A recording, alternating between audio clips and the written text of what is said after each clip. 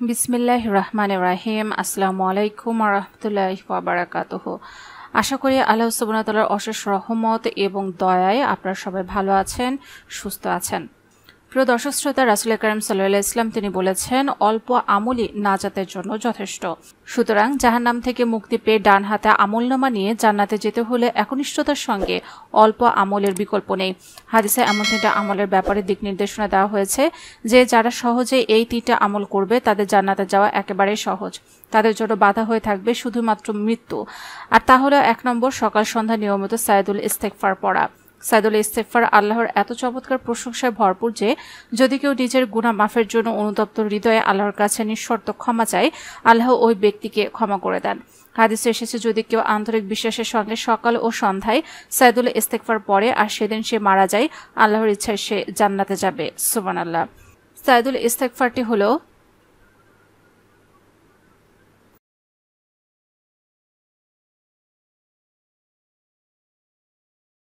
অর্থাৎ, হে আল্লাহ, তুমি আমার প্রতিপালক, তুমি ছাড়া কোনো প্রভু নেই, তুমি আমাকে সৃষ্টি করেছ, আমি তোমার বান্দা।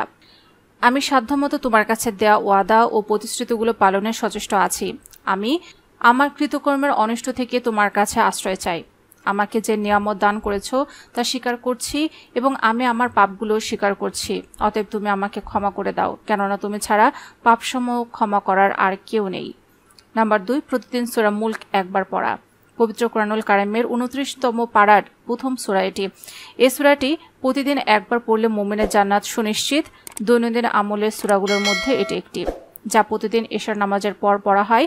এই সূরায় মহান আল্লাহর স্মরণ ও তার প্রতি ভয় সৃষ্টি হয় এবং নেক কাজের আগ্রহ বেড়ে যায়। সূরা মুলক পড়ার মাধ্যমে নামাজ আদায় করলে দিনব্যাপী অগণিত খারাপ কাজের মাঝে একটি ভালো কাজ করার অন্যরকম অনুভূতি পাওয়া যায়।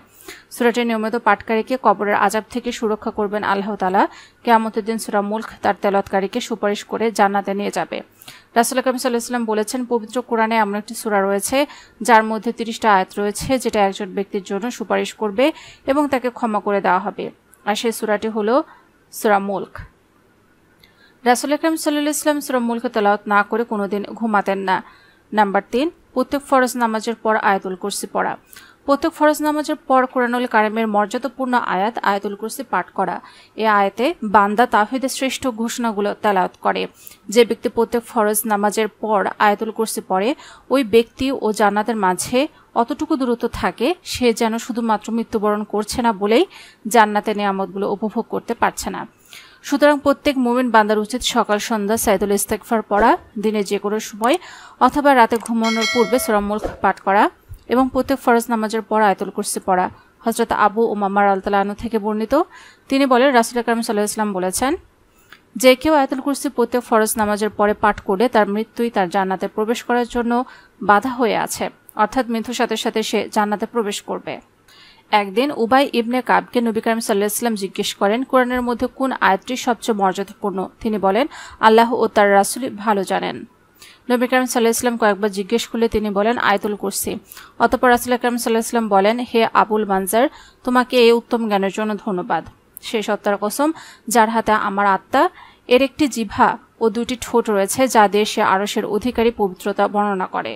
আল্লাহ তাআলা সকল মুসলিম উম্মাহকে সুনিশ্চিত জান্নাত লাভে উল্লেখিত আমলগুলোর যথাযথ আদায় করার তৌফিক দান করুক, আমিন। প্রিয় দর্শক শ্রোতা, যারা ভিডিওটি শেষ পর্যন্ত দেখেছেন তারা অবশ্যই কমেন্টসে আমি লিখে যাবেন। প্রিয় দর্শক শ্রোতা, দাওয়াতি কাজের স্বার্থে ভিডিওটি অবশ্যই শেয়ার করে ছড়িয়ে দিন। হতে পারে আপনার একটা শেয়ারে বহু মানুষ উপকৃত হবে ইনশাআল্লাহ। যারা এই প্রথম আমাদের ভিডিও দেখছেন, অনুগ্রহ করে আমাদের চ্যানেলটি সাবস্ক্রাইব করে রাখবেন এবং পাশে থাকা নোটিফিকেশন বেলটা অন করে দিন, যাতে করে এরকম ভিডিও দেওয়ার সাথে সাথে আপনার নিকট সহজে পৌঁছে যায়। আল্লাহ আমাদের সবাইকে যেন ভালো রাখেন, সুস্থ রাখেন, এই কামনায় আজকের ভিডিও এখানেই সমাপ্ত।